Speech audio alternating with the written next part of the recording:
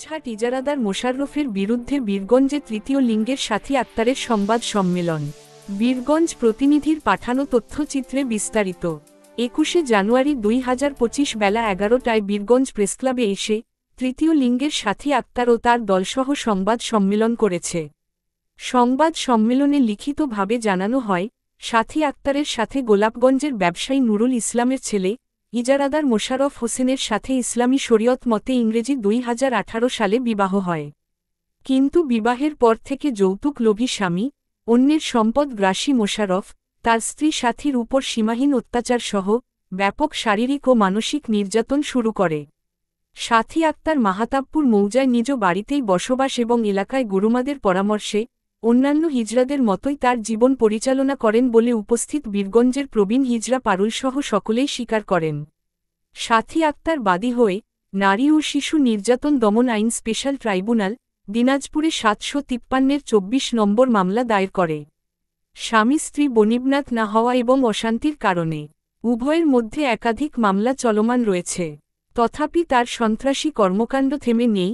সাথী আক্তার উপস্থিত হিজড়াদের সঙ্গে নিয়ে লিখিত বক্তব্যে বলেন, ব্রাক্ষণভিটার দেলোয়ার ওরফে রেখা হিজড়া, চিরির বন্দরের শাহিনুর হিজড়া ওরফে কালা সাথী এবং ঠাকুরগাঁয়ের রুবেল হিজড়ার নেতৃত্বে একদল অজ্ঞাতনামা বহিরাগত হিজড়া বাহিনী লাঠিসোঁটা, দা, বল্লম সামুরাই নিয়ে গত 19 জানুয়ারি 25 বেলা 2টার দিকে 3-এর 4টি মাইক্রো যোগে গোলাপগঞ্জ এসে সাথীকে বাড়ি থেকে উচ্ছেদসহ হত্যা করে লাশ গুম করার জন্য যত্রতত্র খুঁজতে থাকে।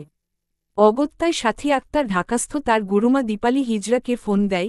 তিনি পঞ্চগড় দেবীগঞ্জের নেতা শিউলি হিজড়াকে বিষয়টি দেখার নির্দেশ দেন। সে মোতাবেক শিউলি হিজড়া তাৎক্ষণিক 30-32 জনের একটি দল নিয়ে বসতবাড়িসহ সাথীকে রক্ষা করতে মহাদেবপুর সাথীর বাড়িতে এসে হাজির হয় এবং এখন পর্যন্ত অবস্থান করছে। বিশাল উপস্থিতি বুঝতে পেরে দেলোয়ার ওরফে রেখা হিজড়ার নেতৃত্বে মোশাররফের হিজড়া বাহিনী মোবাইলে হুমকি ধামকি দিয়ে পালিয়ে যেতে বাধ্য হয়। সতর্ক অবস্থায় থাকায় কোন প্রকার অপ্রীতিকর ঘটনা ঘটাতে পারে নাই মর্মে সাথীর দাবি। মোশাররফ একজন ধনাঢ্য প্রভাবশালী, মাস্তান প্রকৃতির পক্ষান্তরে নিরীহ সহজ সরল সাথী আক্তার ও তার সঙ্গীরা আইন বিচার, প্রশাসনসহ সর্বস্তরের সার্বিক সহযোগিতা কামনা করেছেন। অভিযুক্ত ইজারাদার মোশাররফ হাজতে এবং তার দ্বারা নিয়ন্ত্রিত বহিরাগত হিজড়া রেখা, কালা সাথী ও রুবেলের মুঠোফোনে যোগাযোগ করে তাদেরকে পাওয়া যায়নি। সাথীর ফোনে হুমকি ধামকি দেয়ার বেশ কয়েকটি অডিও রেকর্ড সংরক্ষিত আছে, যা সাংবাদিক সম্মেলনে উপস্থিত সকলকে শোনানো হয়েছে। তবে স্থানীয় সচেতন মহল মোশাররফের তীব্র সমালোচনা করে উপযুক্ত বিচার দাবি করেছেন। লিখিত বক্তব্য পাঠ করেন ভুক্তভোগী ও নির্যাতিত সাথী আক্তার। সে সময় তার সঙ্গে ছিলেন বীরগঞ্জের প্রবীণ হিজড়া পারুলসহ অন্যান্যরা।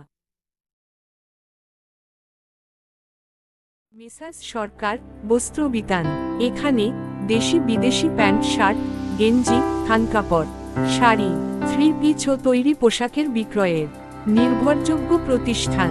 Proprietor Mohammad Masud Sarkar, Hasan Ali market, TNT road, Kaharol, Dinajpur. Mobile 017235326667 অথবা 017769029880।